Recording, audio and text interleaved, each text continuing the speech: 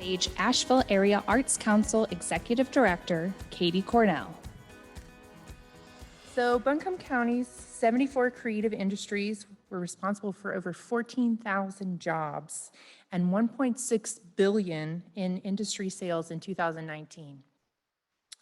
But last year, over 1,300 jobs were lost in the arts and entertainment industry alone, the greatest percentage of job loss from any industry in Buncombe County. Many arts businesses endured over 14 months of closure due to state and local health restrictions.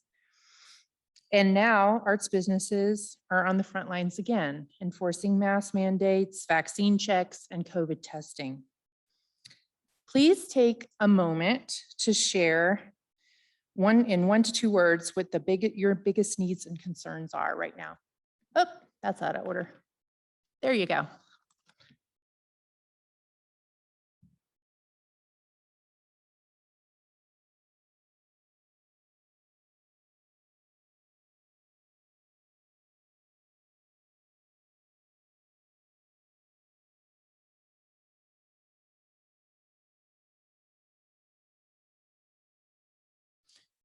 Yeah. Yep. A new roof. Was that Laura Businger that wrote that?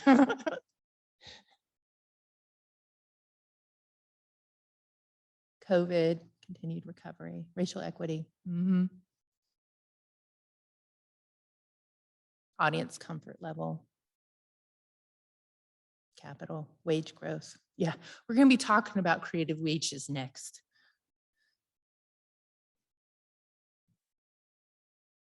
Safety. Okay. So today's panel will take a closer look at these issues. This discussion will be moderated by Liz Whalen Tallent. She is the managing partner for the Orange Peel and Rabbit. She is also on the Asheville Area Arts Council Board of Directors and Arts Coalition Chair for Performance Venues Committee. Liz will be joined by Ray Geoffrey, Managing Director of the Wortham Center for the Performing Arts, John Fillman, Community Event Manager for the City of Asheville, Marsha Almodovar, the Community Schools Partnership Manager for United Way of Asheville and Buncombe County, also with Leaf Global Arts, and Honey Simone, co-creator of Different Wrld.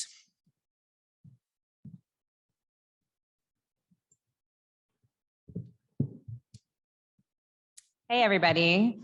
Thanks for being here today. I'm Liz with Rabbit and the Orange Peel and Orange Peel events. And thank you to our panel today for making time to join us for this conversation. I'm going to start by letting everybody kind of introduce themselves and say a little bit about their organization in case we have some unfamiliar faces on the panel. So we'll start over here with you, John. My name is John Fillman. I'm the City of Asheville's Outdoor Special Event Manager. I take care of outdoor public space uses from weddings and neighborhood block parties to festivals and parades.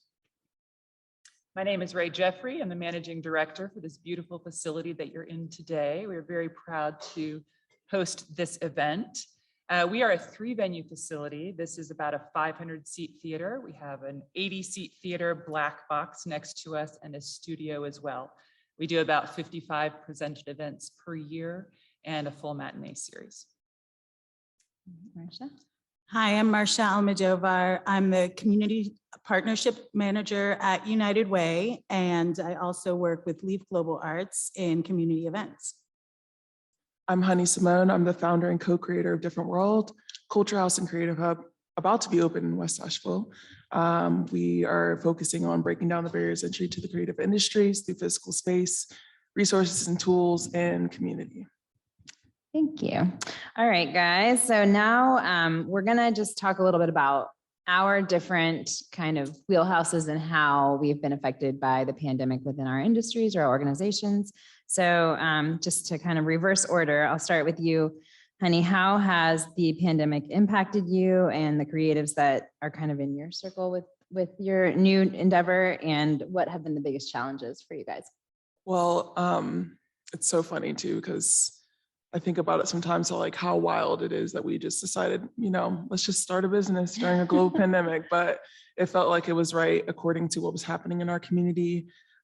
We feel very plugged into the underground art scene here, which is sometimes not what everyone sees when they think of the arts in Asheville. And so we really want to make sure that we're representing and giving them a voice as well and giving them the support that they need. But yeah, it definitely has been like quite the stop go, because, part of it is that we are developing and opening a business, but we're also trying to abide by what the rest of the world is doing too. And our space is something that involves people to be in it.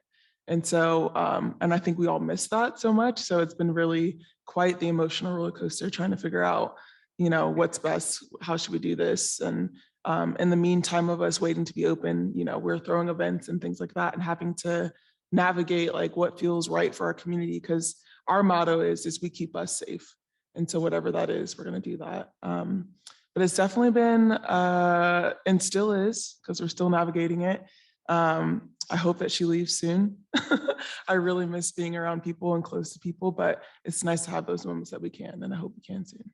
How about like access to funding and resources? Has that been a greater challenge because of the pandemic? I'm wondering if you guys, ever thought like, oh God, are we even going to be able to have this kind of business, early on when we sort of didn't know what was going to happen at the other side of this? Yeah, definitely. There's definitely an aspect of that. I think there's challenges that, women, people of color, queer people face when they're trying to get business funding. It was very frustrating to get involved in that process before the pandemic. It didn't really change, which I thought that maybe because of so many cultural shifts that we're going through, that there would be some real true weight behind all of the statements that are being put out on people's websites about diversity and equity. We're actually completely funded by our community. I'm so proud to say that. It's truly a for us, by us project.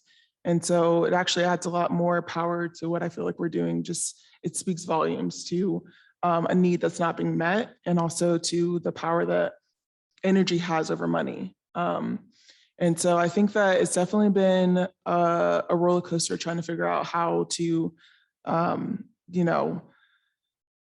be proud of being community funded, but also to look at, situations that the people who are funding us are the same people who are having a hard time, finding a job that will pay them living wage. And that's a difficult place to be in sometimes, where you're like, thank you so much for taking that extra $20 out of your pocket to invest into our community, something that they know is going to come back to them. So it's definitely been like, although I could honestly rant about it for like a really long time, but I think we only have a little bit of time. So, but I don't know if that fully answered what you were thinking, but I feel like it's been one of those things where I hope that our community, when it comes to how we fund creatives, that shifts, because our entire face of our city is based off of being weird, quirky, and artsy. And sometimes the support is not there financially. And I think that needs to change for sure. I wanted to also have you just explain, since I think for the rest of us here, what we do are, kind of established. People know what the United Way is. People know about Diana Wortham. I wanted, in case there are people in the audience that are unfamiliar with your concept and what you guys are opening, just so people can hear. I mean, it's just such a cool and needed thing in Asheville. So I'd love to hear you kind of tell us more about it. Well, I started Different Wrld 5 years ago. 5 years ago when I moved back home. I'm from Western Carolina. And it started off as me just selling vintage. And then I eventually realized that I wanted to add something else to it. So I started curating vintage and reconstructing it. And somebody was like, hey, you're probably a designer. And this was like the first time I'd ever kind of been told that I was creative in that way. And I was like, oh, okay, like, what does that look like? So I started to explore that. And then I was like, I've always been into, throwing a party or whatever it is, gathering people into a space. So I was like, well, with these collections, I'm going to start throwing events. And so I would rent out all kinds of random buildings in town. The third floor of Loretta's, like wherever they would let me in, and be like, all right, I'm going to release this collection and we're going to have this event to celebrate it. And that all pivoted to what we are now, which is crazy to even think about. That last year during the uprisings, we all felt a very deep sense of panic, especially me and the skin that I live in. And I kind of felt like this with the pandemic and then all this other things happening at once. It really felt like the walls were closing in, but also too, the good thing about being creative is that we're resourceful and we can think outside the box. And so I remember we had organized Pride last year and for our little community, and we were standing behind the stage running security, and we had just found out that the Mothlight had closed. For those who don't know, Different World is occupying the Mothlight space, which was a very beloved music venue in West Asheville. And we were all devastated. And just like anybody else, when you lose something that you cared about due to the pandemic, it hit different and made it feel very real. And so my friend looked at me and was like, well, what if you took it over? And I was like, what? Like, in what world does that make any sense? And then my brain, like it does, started firing off these things, putting all these pieces together, remembering how my friends felt at my events and being like, we need more of this. We need a space that we can be super queer in and no one's gonna, whatever it is. And also hearing my friends being like, I wish I could do this thing, but I don't have this camera or whatever it is. And I was just hearing all these different things from my community and for myself. I didn't have my first laptop until I moved back here. And that changed the game for me. That allowed me to answer emails and build a website and do these things. And so just like a lot of things that we learned last year, we learned the importance of mutual aid. And so I plugged all these different things together. And I was like, well, what do we have a headquarters for all these belief systems that we really do believe are the future? And give people access to the things they need the most, which is, to me, physical space and tools and resources and creative community. And when you walk into Different World, I hope that you're greeted by many faces that look like mine, with skin tones that look like mine, with identities that are like mine. And we'll have a full bar, coffee, retail section. But during the day, it focuses more on being like a creative co-working space, to put it in the simplest terms. Come have a meeting, meet your friend there, do something creative, show somebody what you're working on. But the main part of the daytime function is our creative equipment checkout, which is all sliding scale. Sorry, y'all, I know this is a lot.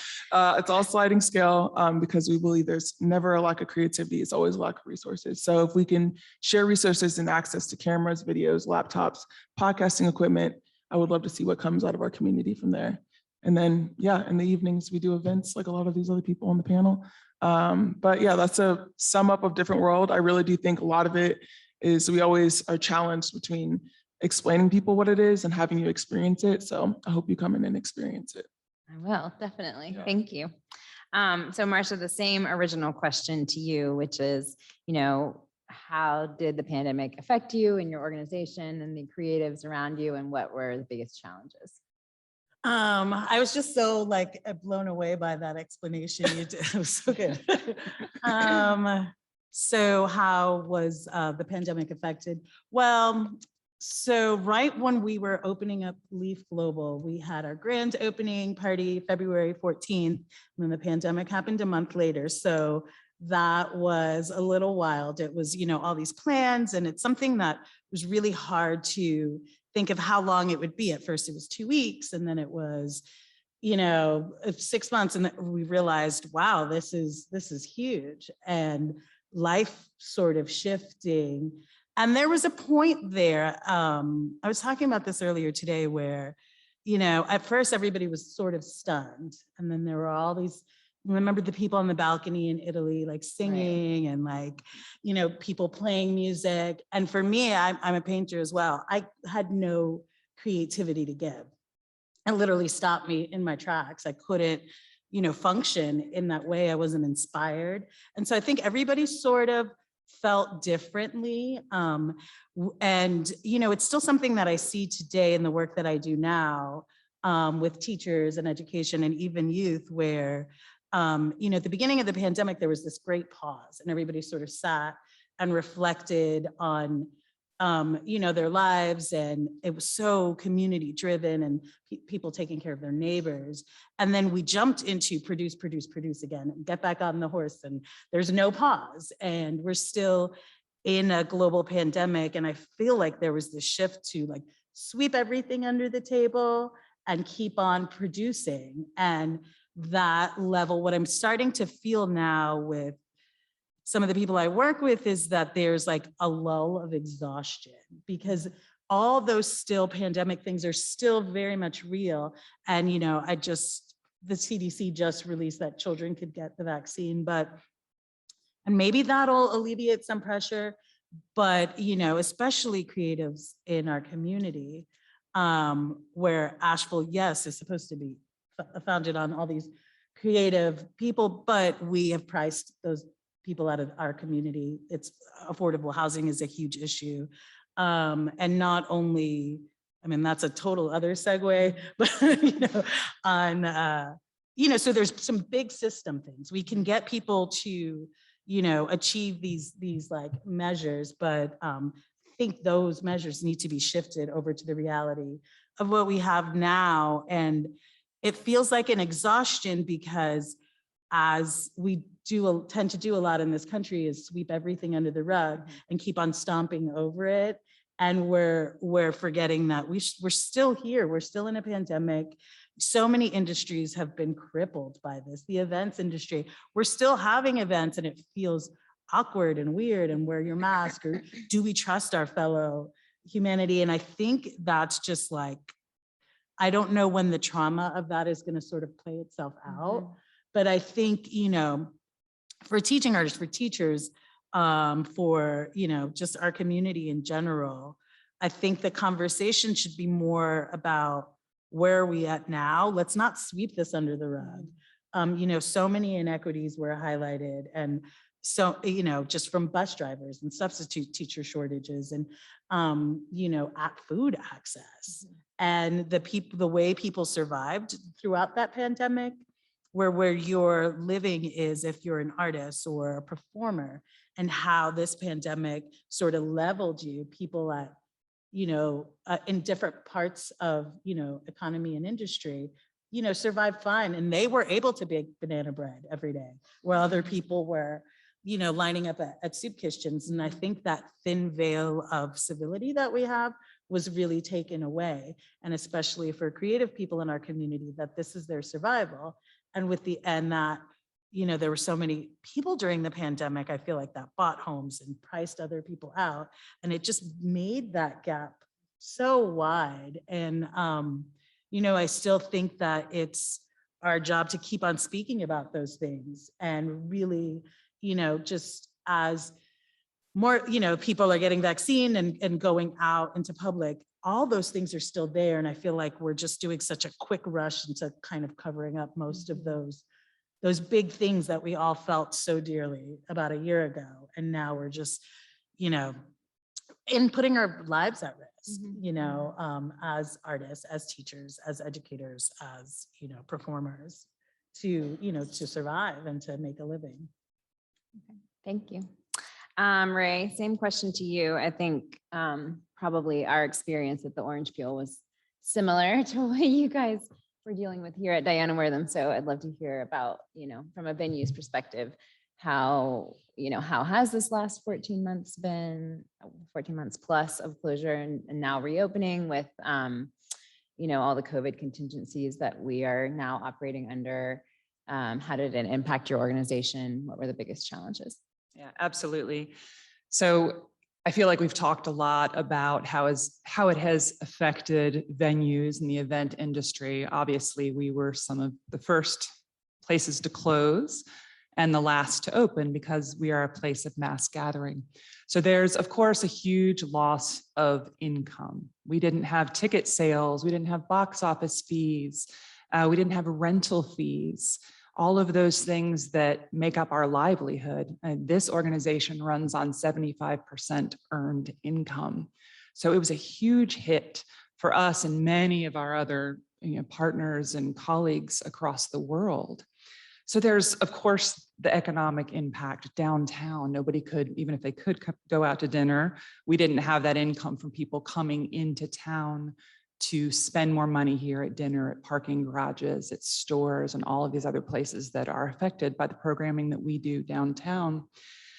And we talk a lot about this. We talk a lot about the money, but particularly as the pandemic continues, we realize that there is this huge human impact The post-traumatic stress, not even post, I mean, we're still in it, but now that we're getting back to it a little bit, this post-traumatic stress that we experienced in this industry, and I know that it's not unique to this industry at all. This is just what we're talking about today, so don't misunderstand me. You know, the leaders of these organizations going into emergency mode for a year and a half. Nobody has the capacity to be in emergency mode for that long. People having to lay off beloved employees and having to tell them that and be worried about their livelihood and their mental health and their family members and the children who are at home that they're having to take care of, sometimes even while they're working. And then we reopened, sort of. We reopened to reduce capacity, and then we reopened to full capacity. And a lot of us lost a good portion of our staffs. So we tried to rehire those people back or keep the people that we already had. And it was this level of exhaustion and burnout and this chance to pause and rest, which in our industry doesn't happen, right? We work ourselves to the bone, and people all across the world were looking for a life shift. So we came out of the pandemic back to a reopening state, and we had to start over, restaff, reprogramming, learning how to shift to this new environment. How do we continue to serve the community now? And we all know that none of us are in this industry for money, right? And if you think you are, come talk to me afterwards. We are in it because of the passion that it creates in us. It is, you know, long hours. Like I said, we work until we are absolutely exhausted. But the thing that drives us is the work. So we get our inspiration, our fuel, our source of joy from the work that we do, us for our performances, from the classroom teaching, from the exhibits and those interactions with people. And throughout this pandemic, we didn't have that. We didn't have that thing to keep us going. And for artists and everybody in this industry, I think there was a huge hole, you know, a huge loss that we're still recovering from. And we don't talk about that much. So I wanted to bring that up today and just claim that as an additional toll to the money that we all lost. Thank you. I wanted to ask as a follow-up to that, how this fall and winter and into spring 2022 is looking for the theater. I know for us, you know, I think there was this great optimism in May and June that, oh, we're going to return to normal. And that has not exactly been the case. And, you know, we're still having shows cancel and, you know, events that are, well, let's kick it to 2023 now. And I'm wondering what that's been like for you guys. Sure. We actually had to close in the middle of our inaugural year of the opening of this facility. So we expanded and opened in the fall of 2019 and had to shut down mid-year. So we've moved all of our events from 1920 to 2021. And now trying to do those events now. Some of them are already sold. So we've been really fortunate in that aspect that we have audience members who kept their tickets, did not return them, and they still have been showing up for the performances. We do also have some international performers who had to cancel because of visas and other reasons like that. And we're just waiting to see. And the community's been incredibly supportive. We've had some new people who have come out because of the outreach that we were able to do during the pandemic, the virtual programming that we did, the outside programming that we did. And I know that's been sort of across the industry that we were able to reach people that we don't normally reach in our standard or normal season. So yeah, I think we're doing okay and just hanging in with the rest of all of you, our friends, and the rest of the industry. Okay, great, thank you. So John Fillman with the City of Asheville, who produces events and handles all the permitting for city events. I'd like to hear the same from you about your perspective from the city. I know there was a long period of time where the city wasn't issuing permits for gatherings, and now that's kind of shifted, and just kind of hear how it's going from your perspective. Sure. So thinking back to the beginning of it all, I feel like I went into an immediate try to recover mode, trying to create some type of virtual opportunity for special events, seeing if there's capacity in the community for that, and realized that really everyone was struggling with their own challenges, and we really didn't have the resources to create that platform that would be engaging, but we definitely tried. I think that most of our time at the city with events was spent scheduling and rescheduling and rescheduling and rescheduling. We tried to provide as much opportunity for organizers to have hope that there would be a potential opportunity for them to do their events in the future. But as it turned out, I don't think we had very many events in the first year at all. We also had the mass gathering limit that impacted the city's ability to even issue permits for events of over, I think it was 25 at the lowest, maybe. So we had to kind of take a pause on that, and many city staff were redeployed to other positions to work on things that were related to COVID. Me personally had to take on a responsibility of managing some of the city's porta-johns that were put around downtown. It worked out well because my name is John, and so that was fun. And we still have, I think, one still out there. But you know, when the businesses had to close, those restrooms closed with the businesses, and so we had a lot of need to have that service for the community and to provide it to community service organizations. So, you know, getting through all of that, we are now in a place where we are able to have these events. There's still an emergency declaration that limits the distance people should stay away from each other in outdoor settings. But for the large part, I think that outdoor special events have been able to have maybe a 70% year this year.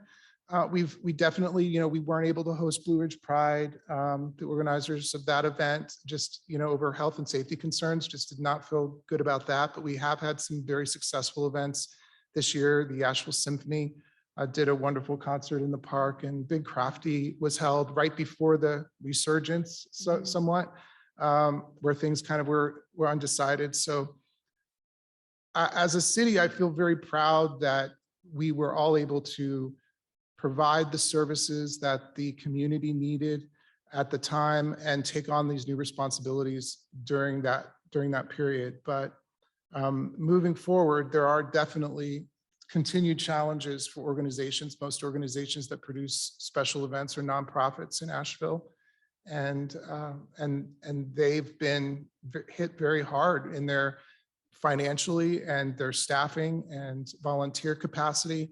And we just have to think about how we can represent events differently moving forward, I think. Yeah, it was striking to me. I think a lot of kind of the signature outdoor events that people think of downtown did not happen. You know, I mean, if you think of the Downtown Association and Downtown After 5, which was normally 5 times a season, and I think, did they get to do one? Is that right? Yeah. One in July? I think it was one, yeah, because we were planning on doing a second, but then that was canceled. And, you know, a lot of that has to do too with the ability of the organization to implement all of these health and safety measures. And without staff and volunteers, how do you exercise all of those things with an open event that's not gated? How do you control access?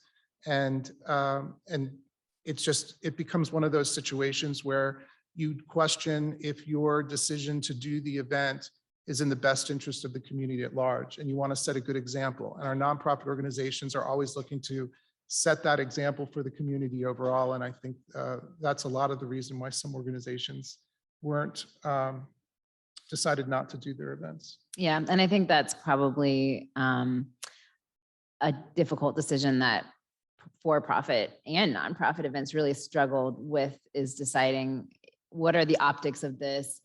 You know, I think for us, you kind of felt damned if you do, damned if you don't. Luckily, I think our community, as Ray said, has been fairly supportive, but you know, we all have networks that are much larger than that. So at least for us, we received, you know, quite a bit of pushback for requiring masks and requiring vaccines or negative tests. And so, and then there were other people that said, you're not doing enough. So I think Right, it was very right. difficult to kind of strike that balance. And I'm sure nonprofits who so much rely on their reputation really struggled with making that Exactly. decision. Yeah. Do you feel like for next summer and spring, things will return, that you'll kind of return to the normal volume? Are the signature events that people kind of know and love coming back? I mean, I think we saw kind of a reworked Chow Chow, a lot of the things that had, become pretty big events publicly changed. I think I saw we are having the Christmas parade, right? Yeah, we are. Happening. Yep, we are having the holiday parade this year, and it may not be as large as we've seen it in other years, but it will certainly have just as much fun and excitement. And encouraging people to come down, but keep your distance from people that are outside of your own household. I think that for the future, looking at events that, we're all going to be going off of the county's guidelines, the state and federal guidelines. But there will be some lasting changes, I think, that will take, place. And, I think that personal protective equipment is something that's here to stay. I don't think that's going anywhere. I think some additional space for events, even though you may not have as many attendees, you're going to have to expand your footprint to create more room for distancing and more thought towards communication plans and how you're going to do some of those media engagements when things do happen at your event related to health and safety. So every event is going to have to do a risk and reward analysis to make their decisions on how they move forward. But I'm really, really hopeful that the vaccine takes hold and we can move on in some semblance of normalcy. Thanks. Ray, a similar question to you, kind of just following up from what John was saying. What kind of permanent or at least long-term changes do you kind of anticipate for the way you do things here for indoor events based on the pandemic? Do you think that you guys will keep your vaccine mandates through the summer of next summer? Do you have plans to end it? What about masking, distancing, those kinds of things? I have no idea.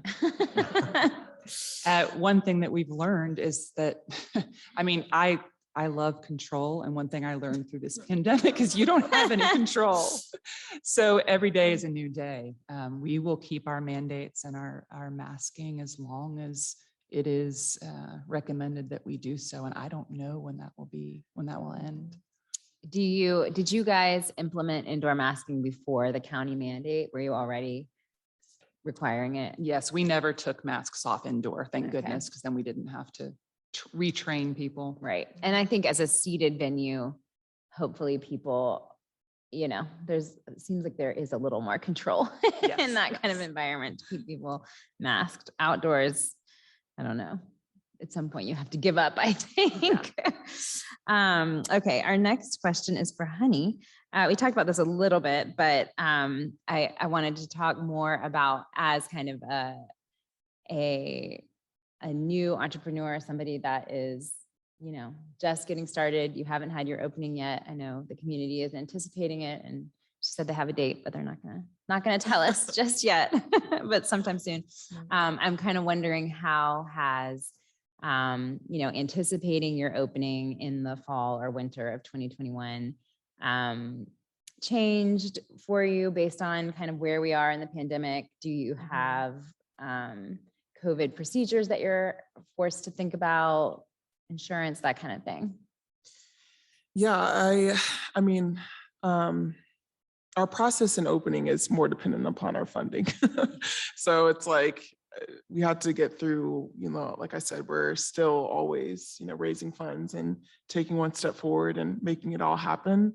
In regards to, since we're not open and we still have to be, out in the community, letting people know that things are happening. And also too, we just miss people and want to create as many small spaces like the one we're trying to create in our space before we open. We've been throwing events and that's definitely I think it was John, you were saying that, like, it's one of those things where we had a window for a second that felt like, I don't know what, it was very surreal. It feels like that was like, in that time period, we filmed a music video and with a great artist, local artist here, Indigo D'Souza. If you don't know who she is, you should check her out. But it was during that time period, and there was like, we threw this, you know, basically a makeshift party for the video, and no one wore masks. Everyone was able to be close. And the whole entire premise of the video was like about holding each other, which is really weird to look at now. Because then like a week later, we had another event planned, and it was the same day that they were like mask mandate. And we're like, oh, like, what do we do? Like, we have to kind of throw this party because it's the only way we're making money right now. We're hoping and trusting that everyone, after they get their vax card, they keep their mask on. But like you were saying, like, you know, people have been told, take it off, keep it on, back and forth. And they're like, trying to navigate it on their own and, you know, as a community. So I think we've already kind of like tousled with that a little bit, trying to figure out how to go about that. And a lot of our space is people in there in close quarters. And thank God we have like garage windows in the front so we can open those up and things like that. Like, those are like the small things that I really deeply appreciate now. Like, every time we go to the building, I'm like, this window, yes, like you're coming through, you know. And even how we were planning our build out, you know, we extended our bar to a window just in case we had to be in a situation where we had to do everything out the window. So we're kind of watching everyone else. Like, we're literally like little kids, like, what are y'all doing? And seeing how everyone else is navigating in the event world, and how they're going about it, and how we feel when we're in those spaces, and how other people feel in those spaces. Because a lot of it is obviously based off of what we're hearing from, you know, the CDC, but also what you're feeling as a community. And you know, we've had to cancel some things that really hurt because, you know, we were looking forward to it. We haven't been able to do those things, but it's like, at this time, there's been too many people in our direct community who tested positive or whatever it is. And it's good to see those numbers shifting a little bit, especially in our, like, you know, our community directly. But I definitely feel like we're going to just play it by ear. Like, we don't know either, but we're going to hope for the best and try to keep everyone as safe as possible. Okay, thank you. June and July, that was like hot girl summer. For Yes, me. I was really out here Everybody was living. like, yeah. I was like, I oh, want to no. add to that too, that June and July window, that was the big crafty. I remember thinking that was great for that event. It takes up the whole park. And then thinking about the month of, I think it was right the end of May, beginning of June, the city finally made the decision that we would host fireworks downtown, which was, we were looking at all these different locations, and can we shoot it off from the top of a mountain? Can we shoot it off from, you know, what are we going to do? Lasers. I mean, there was just so many things. And we were at that final, you know, decision point, because it's interesting with fireworks is that if you get off the schedule and there's only so many vendors that do fireworks, you can be eliminated from the schedule. So us not doing fireworks could have impacted future years. And so that was a really big point. And our city manager's office said, no, we want to have fireworks for the community and things feel safe. Now, if that was in September, I'm not sure we would have been able to make that same choice. So it was very hard. Yeah. It was that moment in time. And so, Marsha, for you, you know, having shifted your focus from Leaf Global Arts to the United Way, another nonprofit, also dealing with children, with school systems, what have been kind of the unique challenges for you and for your part of your organization in navigating the pandemic and kind of all of the uncertainty around children and COVID and schools? And this is a conversation we can't go into, although I'd love to, but, you know, the impacts on public schools of the pandemic, you know, how devastating it has been to public schools. Wow, that's a lot. So I think, you know, and in both organizations, we work with children. I think that, you know, the huge barrier is people who have children that are vaccinated, and because our kids haven't been able to be vaccinated. And, you know, there's so much at risk there. Teachers going back into the classroom, teaching artists going into classrooms, and even though you're wearing masks, you know, the exposure being so great. The shortage of substitute teachers, as I mentioned earlier, the shortage of bus drivers, so we have principals and staff. also, there was a lot of kids did virtual. And for a parent, it was heartbreaking to watch your kid all day on the screen and not having those connections, and seeing how that affected your children, and just like, well, we can't go outside and have a play day. We can't do all these other things. So just watch, as a parent, watching your child live in a pandemic world was really difficult. And I think going back into school, there was so much socialization that children needed to catch up on. So teachers are not only, well, first, they were doing like virtual and asynchronous and in person. So there was a lot of that really confusing stuff to figure out. And then when everybody went back into school, and you wanted your kids to go back because you really desperately needed the socialization. And it's really hard to work and childcare and do the math, which is, I don't understand it. The new math is like, wow. And so trying to figure out those pieces. And then the teachers, so they're not only teaching to try to catch up to what? I mean, I wish we'd just give it just like maybe move that bar a little bit, but catching up children academically and also socially, because, they're haven't been out with their friends in school and doing all this. And so the exhaustion for the teachers and tutors.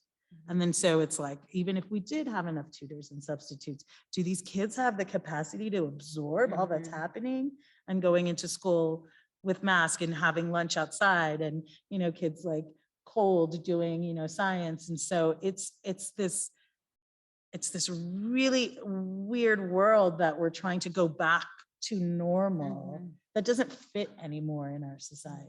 Like I wish there was more of a rethink on how we educate children, on what are the important pieces, and maybe not moving things like so focused on the grades and the standardized testing to catch these children up from experiencing, a global trauma, and just giving a little bit more grace to, they're not behind unless we say as a society they are. Right. And so, making sure that children have their, social and emotional needs met, and, food. And a lot of parents, losing, income, and it's just, we're still in the middle of it. It's still, there's no vaccination clinics yet, I think, in Asheville, for children, and they're starting to roll out within a couple weeks. But we're still here, and we're still navigating so many of those different things, and people pot it up. But then if you don't have access to pot up, and it was just, it's just such a nebulous way to navigate parenting and education and infusing arts into that, because kids so desperately needed to see beauty throughout that. But it was really hard because they were in front of their screens all the time. Yeah. And I think we are both public school parents here in Asheville. And for me as a parent, the whole experience of school has changed so much. I mean, parents and volunteers are not as able to Even go into the be school. inside the school physically. I mean, we had to have our parent teacher conference outside on the curb, but we were grateful to even meet our teacher in person. And I think, the theater program that our elementary school usually does was postponed. There's so much of that And that the I kids look think so forward to that. right. And so many of those kind of extracurricular arts things, were cut, Put it, right. because, well, not different, there's different pieces from like funding to safety. A lot of teachers and teaching artists didn't feel comfortable going into a room, of 30 kids. And Right. even if it's outside, kids are kids, it's really hard Right. to, but they, I'm so proud of some of these children because they just did it. You Yeah. have to wear a mask, we're going to wear a mask. And Right. if it falls down, it's not like a defiant stance. It's like, this is what I'm going to have to do. And I think, there's just so much bravery and understanding that our children had in this community that were really willing to be like, okay, well, there's a pandemic, and like, We're just gonna roll with we're it. gonna roll with it, and Yeah. resilient, which is something you never want your children to be resilient, but they so are. Yeah. And It'll they- serve them well, I think, in life. And they did, an amazing job, and I think slowly, I know at Leaf, we tried to do a lot of virtual music classes, and there was such beauty in that because you could reach so many kids, and they're so heartbreaking at the same time. It's like, I don't know how to feel about this, but I'm glad that we were able to access things and have those opportunities. And those are some pieces that I don't feel like should go away. There should be in-person and virtual options for people to plug in for many different reasons. There's, able-bodied people and, that are able to attend events. But what if you wanted to see music and you couldn't, our venues and some of our festivals and spaces are not accessible. Yes. And during the pandemic, let's say at Starbucks, you were able to, not have the line for people to gather back to back, and there was more room, so you could get your wheelchair in and go, and orders up the delivery services and different things. And now that we see where people fought for some of this access that was available because us as a society said it needed to happen now, and so I think thinking about things in that way has really shifted. I think that's a great segue. I think our last question for everyone, so please just jump in, is, what have been the silver linings for you, for your organization, for your business, for your department? Are there any parts of this that have been Come at me. that have been, positive changes or things that you feel like, this was really hard, but we gained X by getting through it? I think seeing those inequities being played out.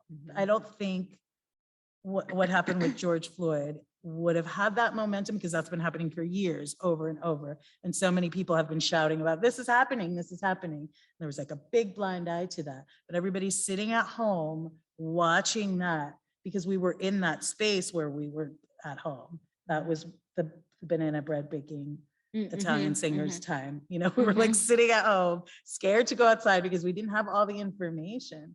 And so I think being able to watch some of that play out on our TVs and really think about things like, wow, it was so up and in your face that it really, people, Black Lives Matter started 7 years before that, but people had not even been aware.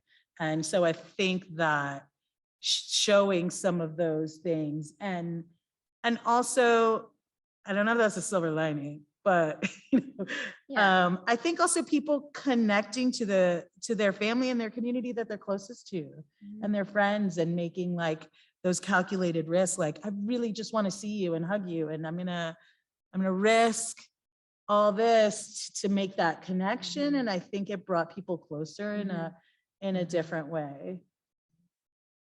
Same question for you. I was just thinking, it's pretty hard. No, Have there been any silver linings?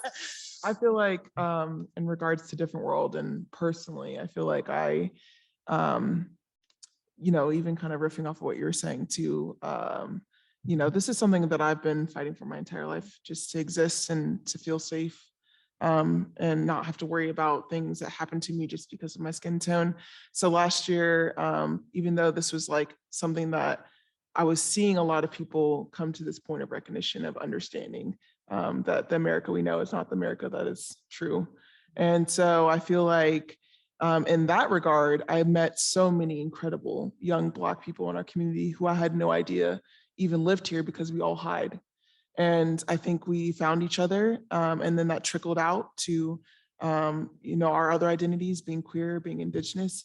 And we started to connect and be like, oh, we don't have to all just hide in the shadows and just go work our service industry jobs and hide underground.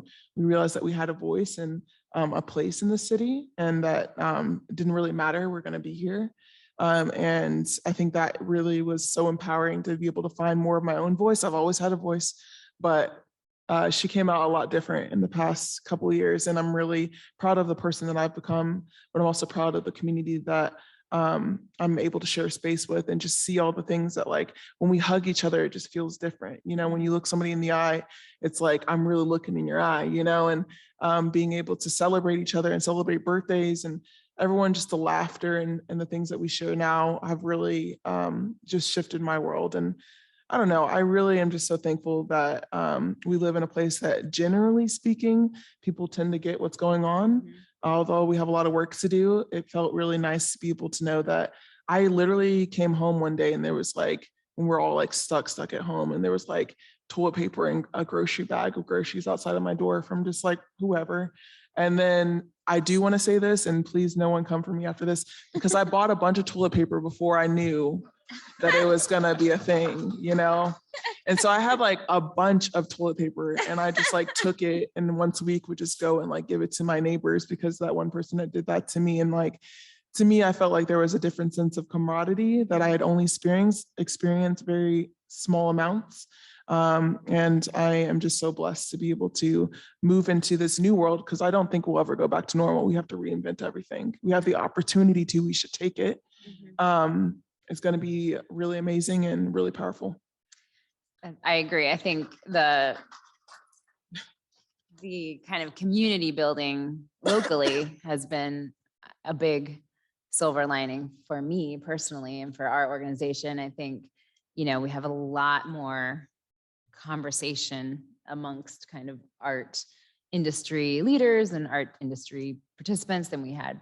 You know, we were kind of all in our little silos before, and there's been a lot of crowdsourcing amongst us. It's like, what are you doing? You know, just kind of idea sharing, really. So same questions for you guys. Silver linings.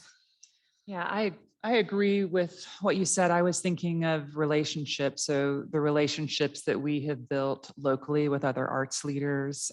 We went out when the pandemic started. You know, we work with a lot of international and national professional touring artists. Well, that of course couldn't happen during the pandemic, but we still wanted to create opportunities for people to interact with art. And we started looking more to our local artists, which of course we have a relationship with, but it deepened over the pandemic, which was a wonderful thing. And long-term relationships with those touring artists. So Dance Theater of Harlem was booked, you know, in 2020, and they didn't happen until a few weeks ago. And throughout that time, we kept in touch with those artists, the managing director. And one of my most touching stories that I will remember forever, I was on a Zoom with their artistic director, and it was, 2 days after the riots. And I barely knew this woman, but she just broke down. And we had this hour-long conversation about what that meant to her and how scared she was and how that affected her personally. And that conversation never would have happened in a normal world. So there were some great opportunities for that. And I think those relationships, hope those relationships will persist long after this is over.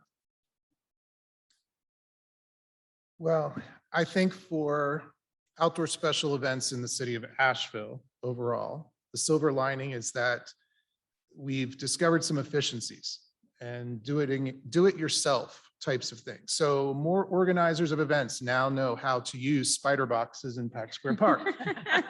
And they know how to bag their own parking meters, and they know how to procure law enforcement through a new portal, and often not have law enforcement for their events because we have a shortage of officers right now. And so that means getting private security to work your events.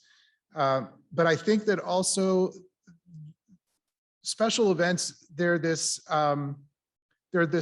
product that leads to a culture of innovation for Asheville overall. And I want to speak to any organizers of events or people that are thinking about doing events to have them think about things like coming up with more flexible schedules for their events to take place so that they can withstand these changes, if possible, that come along, and longer timeframes, multiple dates with maybe leading up to a main event, planning ahead of time, plans A, B, and C, and then, maybe purge money draining pieces of the events that maybe are important to the organization, but maybe not as important to the attendees. So I think that these next steps that we can take will build a stronger, more resilient event economy in Asheville. I love Asheville. I love all of the special events I work with, I feel like they're all my best friends, all the people that we get to work with, that I'm fortunate enough to work with. And, you know, I feel like we will get beyond this, and we'll be able to bring back events, and we're working on that now.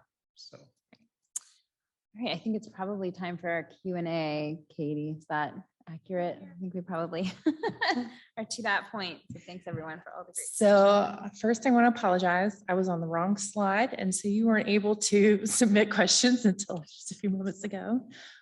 So we don't have quite as much built up over your discussion. I was like, why is nobody submitting questions? So sorry about that. But the one that we have so far is for John. For outdoor events, what will be the impact, if any, of the new noise ordinance? I guess that's for all of you too, but John, I'm going to put you on the hot seat first. Okay. Well, for outdoor public space, it's a little bit different now, because the city has to establish guidelines and ordinances that the businesses and private property owners can rely on and count on, so that they understand what the limits are and the frequencies that they're able to exceed the noise ordinance and things like that. For outdoor special events on public property, that's the city that's actually issuing those permits case by case at the time that we receive the application. So we don't expect that any outdoor special events will be impacted by the change in the noise ordinance, but if we have an incident with an outdoor event, we can immediately change the decisions that we're making to approve that event. So it's a little bit different for us at the city, because we have the control over the property, and we are able to approve or decline events based on the performance of those events and what we hear from the community and feedback on a day-to-day basis.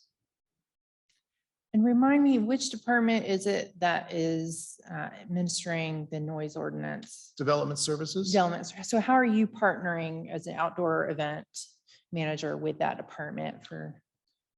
Well, our office, we intake all of the information from the events, and then we send it out throughout the city to the different departments that permit and process those things. So whenever there are events on public space that include tents, generators, any kind of fire, those events all go through development services. So any event that wouldn't have those things likely wouldn't have amplified sound anyway.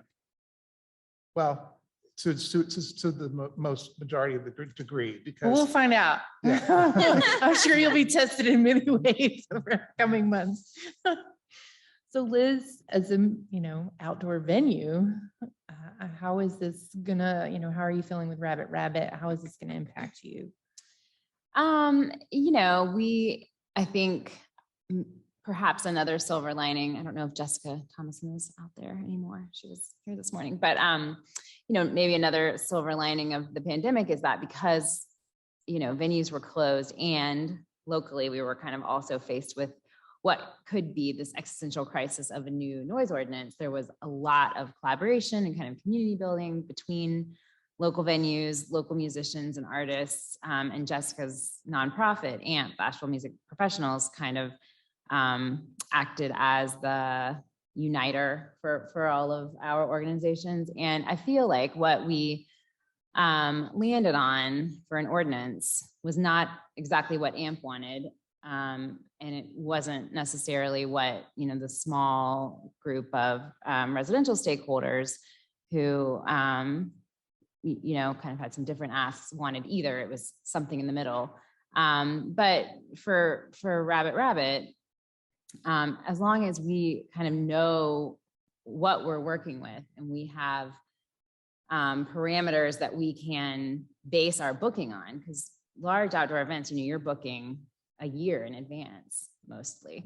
So you can't have, as John said, you can't have things change, suddenly, because then suddenly you're in violation of tons of contracts and lots of money that you have out there that there's nothing you can do about it. You have to be able to put on the event.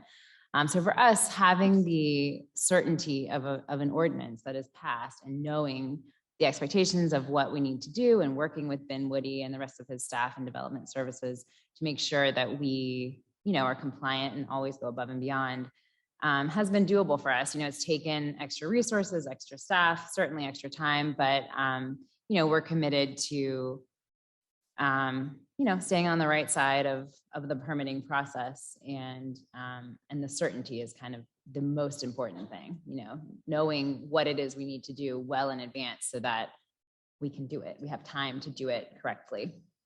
No, knowing anything too far in advance right now. Right. A challenge. That's true. So, is there a way to survive if this is the new normal? I guess that's directed towards any of you. I think, we've shown, the creative sector has shown the power of being creative, and that we can survive. We're pretty scrappy, but it is taking a toll. So what are your thoughts on this? I'll go first. I feel like it's interesting. There's like two parallels in this this question, because a lot of people have existed in that survival mode, and they continue to exist in that survival mode of not knowing where their income's going to come from, not knowing where their food's going to come from, so on and so forth. So it's really important that we recognize that although a lot of us were impacted in ways that felt really hard, there are people who experience that all the time. And secondly, I think we're doing it. We're doing the best that we can. I don't really know if there's a blueprint, but it seems to be that when we think of normal, I think it's the systematic things that we're just, they were going to have to shift at some point. And those are things not to be nervous or scared about. It's more to be something to look forward to, because to me, I feel like a lot of people exist, like I said, underprivileged, the way that a lot of people were scared and nervous about. And I think that if we can look to the people who are experiencing that and really digging deep onto systematic change, I think we'll be okay. But we are doing our best to survive and try to make it work.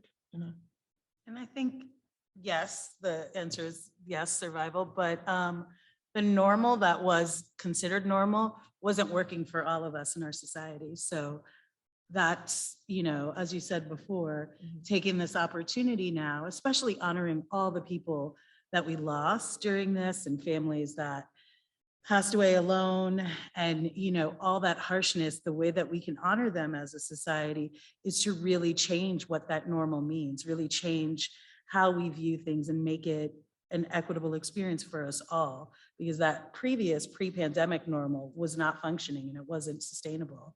So, take really, in order to honor these people, I think that, one of the things we can do is rethink the way our world functions and move forward. So next question. What is the risk of some of our venues not being able to survive, given how long the financial pressures have been going on?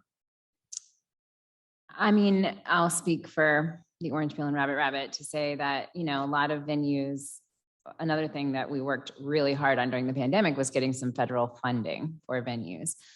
And, it was, Ray can attest, kind of a remarkably complicated process. I mean, That's truly, a kind way to put it. that is an understatement. And, the uncertainty about it is that now there's a lot of, auditing and reporting that will be required, or you're going to return the money. So I do think that a lot, I am actually the chair for North Carolina of NIVA, the National Independent Venue Association. So I've talked to a lot of small venues, a lot of small arts organizations, and helped them kind of access the funding during the pandemic. And it did go out to a lot of small organizations right here in Buncombe County. I think we had like 30 or 35 recipients of the grant funding, which is great. However, we were supposed to spend it all by December 31st of this year or give it back. And the challenge with that, as we all now know, is that this is not over on December 31st. And so I think that is an ongoing question and challenge is right now, when you have some of your expenses getting reimbursed by the grant, people can hang on even if they're only seeing 60% attendance rates or whatever it may be. Or, if you're only able to book 60% of the normal calendar that you book. But I don't know for smaller organizations what happens when, that safety net is removed. But this situation is, far from over. So I think that's the next challenge. And I'll just add to that. I mean, the relief aid is key. We've gotten some relief aid, but the need is so great and we have to keep getting the aid because it's not over. So last year, the state allotted $9.4 million of their CARES funding to the arts. So NC Cares for the Arts, it was a grant administered by the North Carolina Arts Council. We owe a lot to Arts North Carolina for making that happen. So every county, except for 2, received per capita funding to redistribute to nonprofits and relief aid. So the Arts Council received $300,000 on behalf of Buncombe County, which we granted to 36 nonprofit arts organizations. But the requests that we received for eligible funding were $4.2 million.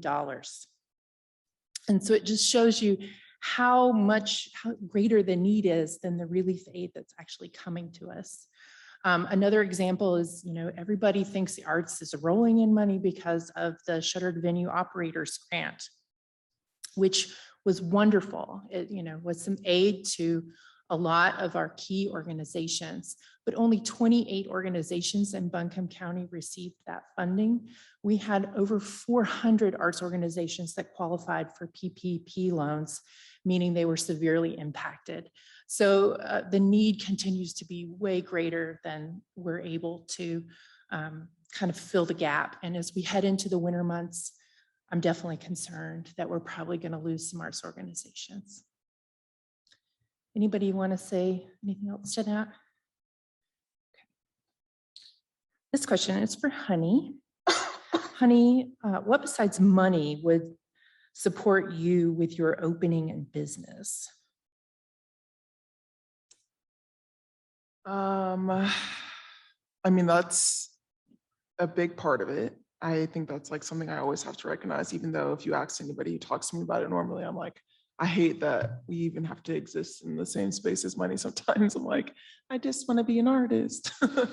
But I think we are, really going into all hands on deck mode in our space and occasionally looking for volunteers to help us paint and looking for supplies. If you see things out there, we do have a creative equipment checkout. We do take donations of equipment that lines up with our vision. So if you want to email us or have any kind of extra cameras, printers, things like that hanging around that you want to give a new home for many new homes. And I think too, just like keeping up and a little word of encouragement here and there always helps. But I think the main thing is just whenever we get to that point, we really want to see everyone's face in there and really just want to make sure that everyone feels like they're taken care of. So I think that as long as we can, continue to get the support that we've just been getting, I think that really is a huge part of, everything that we're doing. So this is a multi-part question. Liz and Ray, besides going to shows, what would support you? Besides going to shows, what would support you? Oh boy. So going to shows, yes. Making people feel comfortable going to shows, sharing the information that it is important that we be open, that we are doing the best that we can to keep everyone in our audiences safe, and that we're still here serving our community, and that the arts are essential. Great answer. Yeah, I think if you can't come to a show, help us spread the word about shows. We still are experiencing decreased attendance, decreased ticket sales, uncertain kind of bookings. So, if you can be that free mouthpiece for venues and for live arts organizations if you see Honey's producing an event, share it on Facebook, share it on Instagram, tell your friends personally, the old fashioned way. But I think, in a community as sort of close knit as Asheville, that goes a long way just to kind of help spread the word about what your arts community is doing. And Marsha, last but not least, the same question to you. What would support you with Leap Global and United Way besides money? I think the biggest need that I see in schools right now is substitute teachers and bus drivers, y'all, there's an easy way to sign up to do that, and there's funding. And so I think that that's a great need in the community, so the teachers can focus on those academics and some of that stuff. At LEAF funding, and also the shows, share the shows. There's so much great programming happening in the space, and it's gorgeous and it's colorful. And I think sharing that information and building up that community. And I think once people go into the space, they'll see how magical it is and want to come back.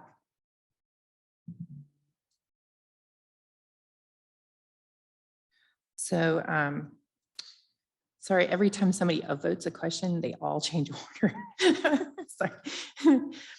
Do you have any ideas to help get people more engaged with online events? It seems like it is hard to generate interest in virtual programs.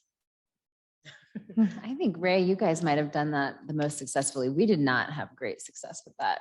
Oh, no. People, I think that was like the great hope at one point, and we were kind of like, it's just not the same. I think people really want to be there. Like you said, honey, there is something about that physical sharing of the experience. So I don't know if you.